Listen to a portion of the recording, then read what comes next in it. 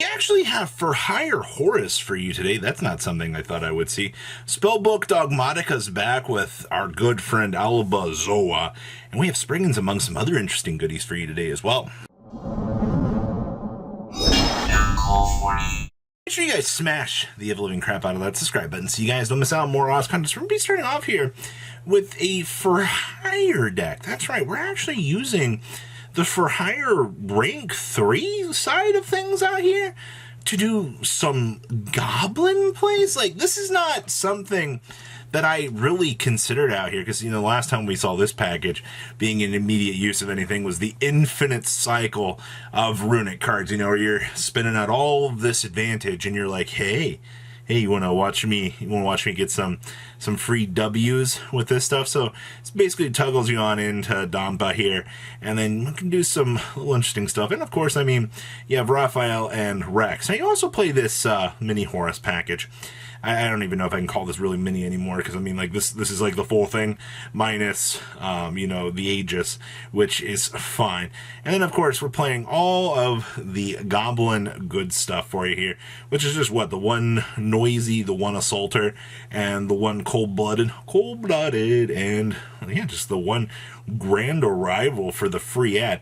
I mean, you're building this interesting little advantage train here off of Donner. You get some free advantage off of Fogo, which is pretty easy to do. And also, you know, all of these, they might not look it, but they do meet the requirements to be different types. Because, I mean, you have a Beast Warrior, a Warrior, you got a Fiend out here.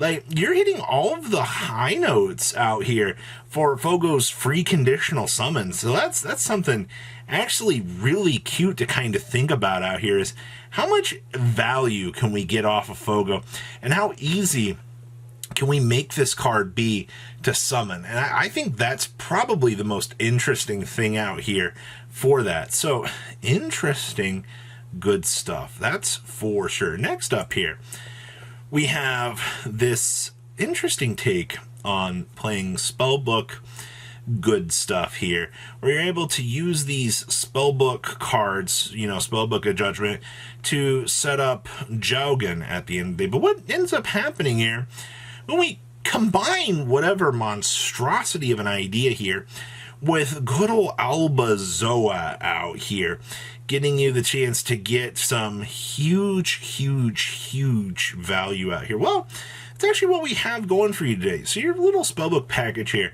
I feel like it's just supposed to, you know, get some free deck thinning, so some searching set up here just to beam on out Jaugen, and then, you know, put that ending pressure on your opponent, and then, you know, you form up and get the interruption of ye old Spellbook of Fate.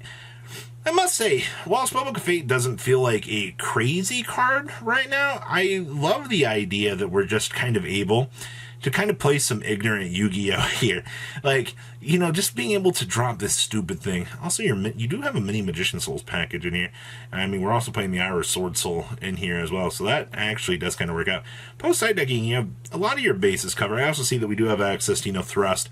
So your one-ofs are the Appointer, the Barrier, the Evenly, and the Simul Archfiends. Simul Archfiends ends up getting some pretty interesting hang time out here for some of these builds. So overall, I think this is interesting. You don't really see a lot of people testing out the waters with a deck like this, but let's be honest here. Maybe testing out Alba Zoa with, you know, expanding out more of this Spellbook package, maybe the right play. You know, I don't know if this is going to be a super consistent win out here. I also see that we're doing some pretty disgusting things with the Instant Fusion. You know, every time this part comes up, I always feel like there's going to be something a little bit more crazy along the way. So, interesting to see.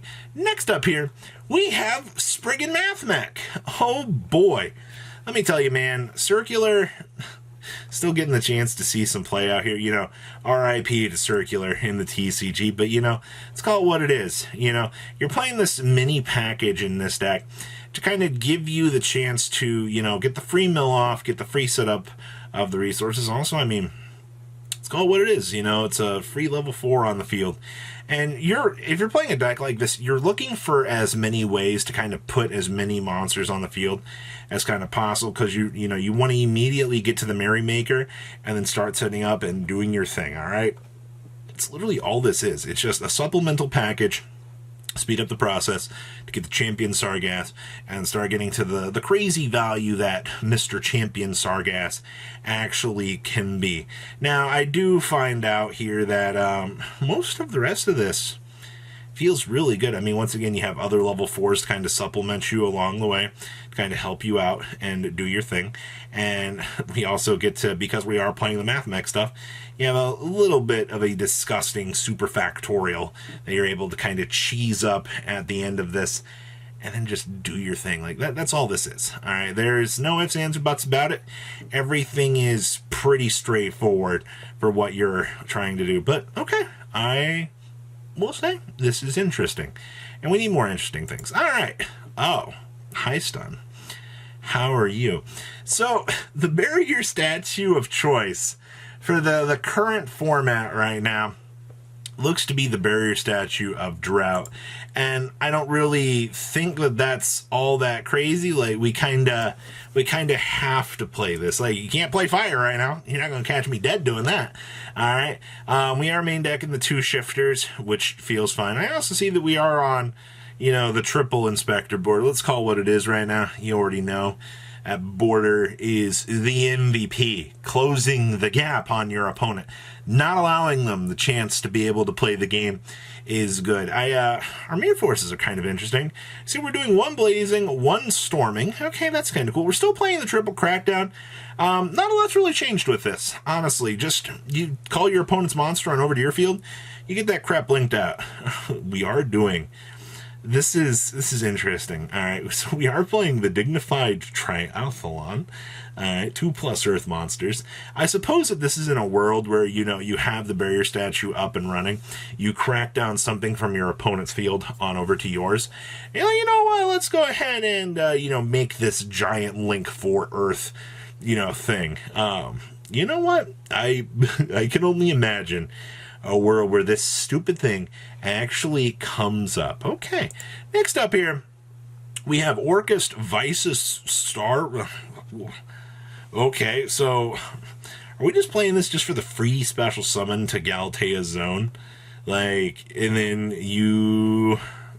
Okay, we are playing the Rictophobia and the Paralenio. Okay, and I see we are doing a Shayren, and we are doing Vice's Starfrost in here. Okay, so we're doing this for the mill, typically.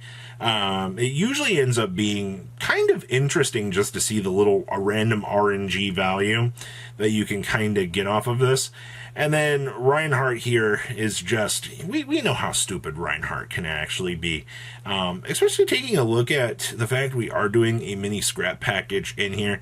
So, being able to go ahead and toggle on down into scrapped or, get scrap recycler involved and then, start milling off the little Orcus pieces along the way. It's interesting. Also the fact that, we have the full Diabellstar package in here as well, just to be able to get to Diabellstar. See, are we just playing we're not even doing, like the Sinful Spoils good stuff. We're just doing the Sinful Spoils subversion here just to be able to have an immediate answer to something. Is that what our format has come to here? That you just look at all of this and you're like, hey, I'm just going to go ahead and play this just as an out to something a little bit more chaotic along the way. You know what? Sure. That's interesting. All right, and our last list here is, we have some Mathmech here.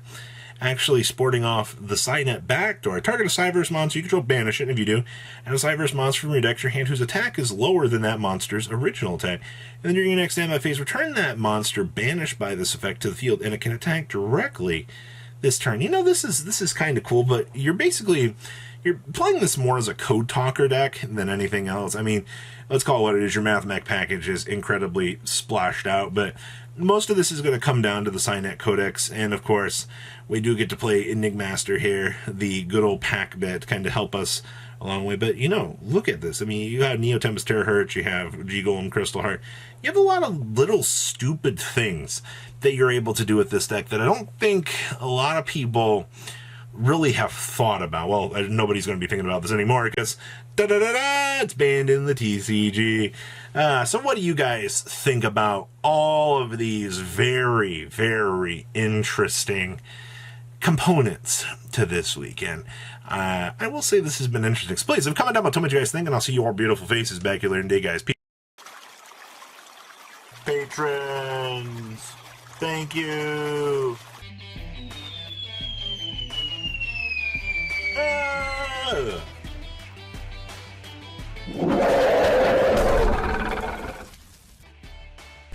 Thank you so much for watching. Check out these other videos.